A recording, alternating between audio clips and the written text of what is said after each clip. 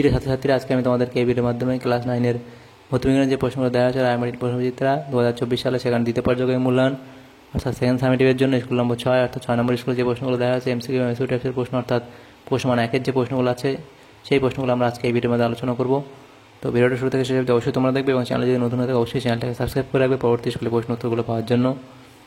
তো দেখো এখানে 6 নম্বর স্কুল, সেখানে বলা আছে কাটোয়া কাশিরামদাস ইনস্টিটিউশন, এখানে গ্রুপে সেখানে 8টা এমসিকিউ প্রশ্ন দেওয়া আছে। 1-এর দাগের প্রশ্নে বলা আছে সঠিক উত্তরটি নির্বাচন করে লেখো। সঠিক উত্তর নির্বাচন করে লেখা। প্রথম প্রশ্ন 9.6 গ্রাম অক্সিজেন গ্যাসে কত মোল অক্সিজেন উপস্থিত আছে? এটা হবে 0.3 মোল। অপশান এ হবে সঠিক উত্তর। নেক্সট প্রশ্নে কী বলা আছে দেখো, কোনটিতে পরমাণু সংখ্যা সবচেয়ে বেশি? কোনটিতে পরমাণু সংখ্যা সবচেয়ে বেশি? সেটা হবে অপশান ডি অর্থাৎ 18 গ্রাম CH4A। নেক্সট প্রশ্ন দেখো 3-এর দাগের প্রশ্নে বলা আছে পদার্থ কোন বিষয়ের ওপর পৃষ্ঠটান নির্ভর করে না? সেটা হলো অপশান এ অর্থাৎ বায়ুচাপ। নেক্সট প্রশ্ন কী বলা আছে স্থিতিস্থাপক গুণাঙ্কের মাতৃ সংকেত পদার্থ কোন রাশির মাতৃ সংকেতের সঙ্গে সমান? এটা হবে অপশান সি অর্থাৎ পীড়ন। নেক্সট প্রশ্ন কী বলা আছে কোলয়েডীয় কণার ব্যাস হলো 1 ন্যানোমিটার থেকে 100 ন্যানোমিটার। নেক্সট প্রশ্ন 6-এর দাগের প্রশ্নে বলা আছে CaHPO4 যে লবণের উদাহরণ তা হলো আলমিক লবণ, অপশান এ। তারপরে বলা আছে কোনটি পিএইচ এর সঠিক ক্রম?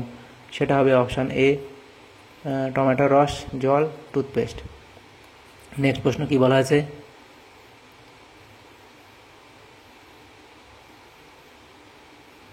এম ভরের একটি বস্তুর গতিশক্তি ই হলে ওই বস্তুটির ভরবেগ হবে অপশান ডি √2m × e। তাহলে এমসিকিউ টাইপ প্রশ্ন যেগুলো ছিল সেগুলো হয়ে গেল। এরপরে দেখো বিভাগ গ্রুপ বি, সেখানে 7টা প্রশ্ন আছে। 2-এর দাগের প্রশ্নে বলা আছে নিম্নলিখিত প্রশ্নগুলি অতি সংক্ষিপ্ত উত্তর দাও। বিকল্প প্রশ্নগুলি লক্ষণীয়। প্রথম প্রশ্ন মোলার আয়তনকে সাধারণত কোন এককে প্রকাশ করা হয়? এটা হবে লিটার। নেক্সট প্রশ্ন বলা আছে এসআইতে পৃষ্ঠটানের একক কি? Newton per metre. নেক্সট প্রশ্ন অথবা দিয়েছিল জলের ওপরে তেল ঢেলে দিলে পৃষ্ঠটানের কি পরিবর্তন হবে? এটা হবে কি কমে যায়। তারপরে প্রশ্ন কী ছিল দেখো ব্যারোমিটারের পারদস্তম্ভের পাঠ দ্রুত হ্রাস পেলে তা কিসের সম্ভাবনা বোঝায়? তা বোঝায় ঝড়ের সম্ভাবনা, ঝড় ওঠার সম্ভাবনা। নেক্সট প্রশ্ন কি বলা অথবা দিয়েছিল চাঁদে সাইফন কাজ করে না কেন? তো এটা হচ্ছে 3-এর দাগের প্রশ্নের ওরের প্রশ্ন। চন্দ্রপৃষ্ঠে বায়ুমণ্ডল নেই, তাই সাইফনের 2 প্রান্তের মধ্যে চাপের পার্থক্য নেই। এর মানে হলো যে তরল উচ্চ প্রান্ত থেকে নিচের প্রান্তে প্রবাহিত হবে না, অতএব একটি সাইফন চন্দ্রপৃষ্ঠে কাজ করবে না।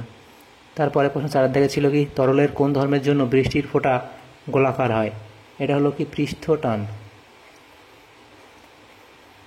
পৃষ্ঠটানের জন্য। অথবা দিয়ে প্রশ্ন ছিল ঘাত চাপের সম্পর্ক কি? এই 4-এর দাগের প্রশ্নের অথবা সেখানে ছিল কি কোনো তরলের উপর প্রযুক্ত ঘাত হলো তরলের উপর প্রযুক্ত চাপ ইন্টু তরলের ক্ষেত্রফল।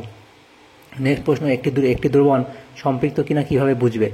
5-এর দাগের প্রশ্ন উত্তর এটা। নির্দিষ্ট উষ্ণতায় একটি দ্রবণে অতিরিক্ত দ্রাব্য যোগ করলে যদি তা দ্রবীভূত না হয়ে পাত্রের নিচে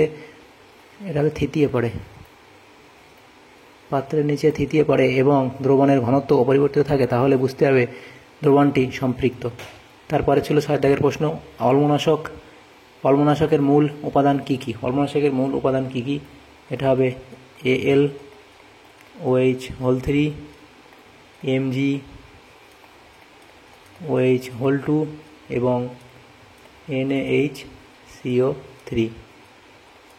তারপরে ছিল প্রশ্ন একটি যন্ত্রের 10 সেকেন্ডে 220 জুল কাজ করলে যন্ত্রটির ক্ষমতা হলো 10 × 220 = 2200। এটা হলো এত যন্ত্রটির ক্ষমতা,